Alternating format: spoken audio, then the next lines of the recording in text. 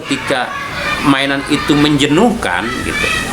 Ada periode di mana misalnya musim ketika itu kita musim main duit-duitan gitu.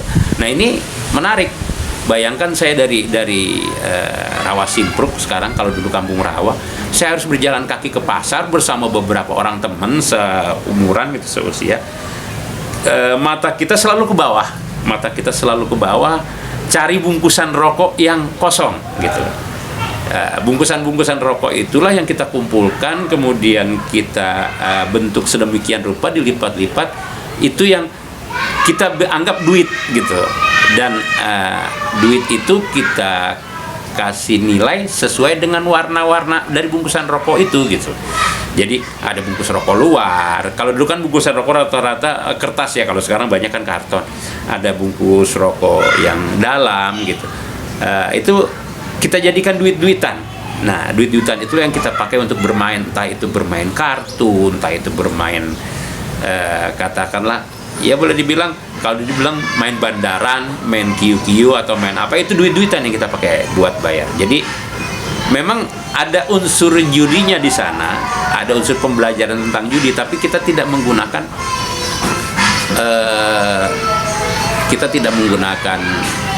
apa sih namanya, uang sebagai alat pembayarannya gitu loh. Itu ketika misalnya saya mengalami masa atau fase bermain dengan bungkus rokok.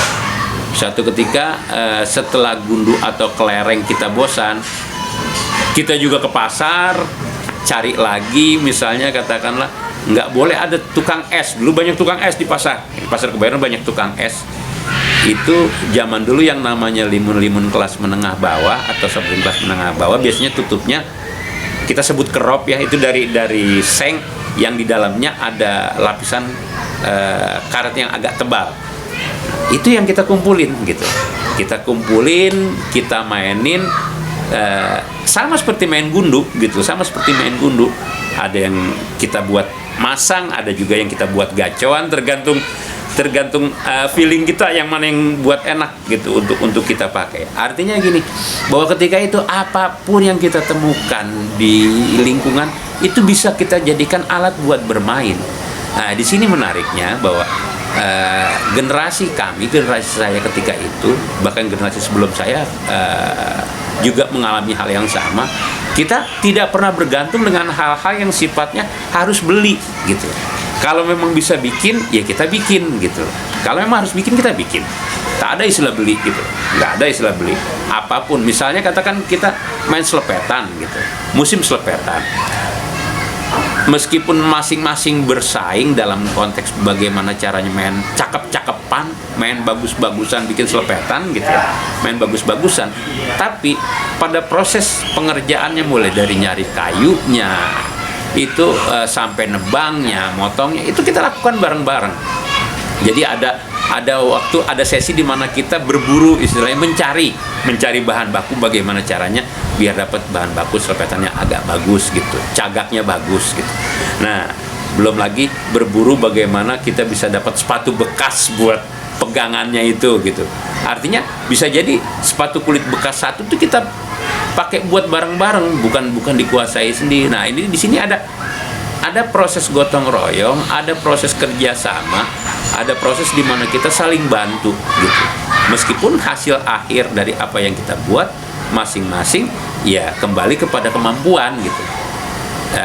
Persaingannya ada pada hasil gitu. Tapi pada prosesnya kita bareng-bareng. Nah, di sini yang boleh dibilang agak sulit kita temukan untuk generasi sekarang dengan katakanlah mainan-mainan sekarang gitu loh. Apalagi misalnya katakan kita kerjasama berkelompok yang banyak menguras tenaga seperti ketika kita main, kalau istilah kerennya mah gobak sodor ya, saya bilangnya galasin gitu. Bagaimana kita bermain berkelompok gitu, kerjasama tim, jangan sampai salah satu di antara kita ada yang kena kecolek gitu. Bagaimana kita harus katakan mengatur strategi. Nah, itu kan hal-hal dasar yang boleh dibilang hal mendasar yang sebetulnya secara alami membentuk diri kita bagaimana caranya berorganisasi gitu, mengorganisasikan kelompok, tim jadi semacam sebuah teamwork di mana masing-masing punya peran gitu, masing-masing mencoba untuk saling bantu, saling menopang, sehingga perannya tidak saling tumpang tindih gitu. Terus katakan ketika kita main yang saya bilang tokadal itu tadi, memang dibutuhkan bukan cuman ketangkasan, tapi juga fisik yang kuat. Kenapa? Mungkin pada posisi sebagai pemain yang katakanlah bermain gitu, kita tidak membutuhkan fisik yang kuat, tapi yang kalah gitu. Ketika manakala misalnya semakin jauh kita memukul potongan bambu ini semakin jauh, maka ada hukuman gitu. Nah, hukumannya itu bisa macam-macam, bisa kalau saya bilang dingkring zaman dulu ya, dingkring, atau gendong, hukuman gendong. Nah, dan itu pun diakumulasikan berdasarkan ketukan pada tahap awal ketika dicongkel. Kalau dicongkel cuma 1 kali berarti gendongnya cuma 1 arah. Tapi kalau dia bisa 2, 3, bahkan 4 kali baru dipukul dan tidak tertangkap, nah tinggal diukur deh selanjutnya nanti pukulan demi pukulan seberapa jauh, dan itu gendongnya bisa 2 atau 3 kali gitu, bolak-balik. Nah, di sini butuh fisik yang kuat, butuh fisik yang prima, sehingga kalau orang-orang dulu gitu, anak-anak zaman tahun 70-an fisiknya kuat-kuat, wajar gitu loh. Saya anggap wajar karena kita terbiasa terbakar matahari, main hujan-hujanan, bahkan yang namanya kena beling ini kaki udah bukan sekali 2, dan itu nggak dirasain gitu. Dengan gampang saja kita cukup cari, katakan ketika kalau bahasa saya bilang meloak kaki, nggak ada namanya ke dokter, cukup ke kebun cari yang namanya keong racun, getok, tetesin aja itu cairan keong racunnya, itu lendir keong racun, ya sudah selesai gitu. Jadi nggak pernah dirasakan bahwa itu adalah sebuah musibah, itu sesuatu yang menyakitkan, tidak. Kita anak-anak periode itu memang ya nggak pernah merasakan sesuatu yang sifatnya sakit gitu. Artinya hal biasa saja. Saya mengalami yang namanya paha belakang ketika ngejar layangan, itu benar-benar menyakitkan gitu, sobek, mengalami kuku pecah gitu. Tapi dari sisi itu nggak pernah yang namanya itu berhari-hari gitu, sakitnya tidak.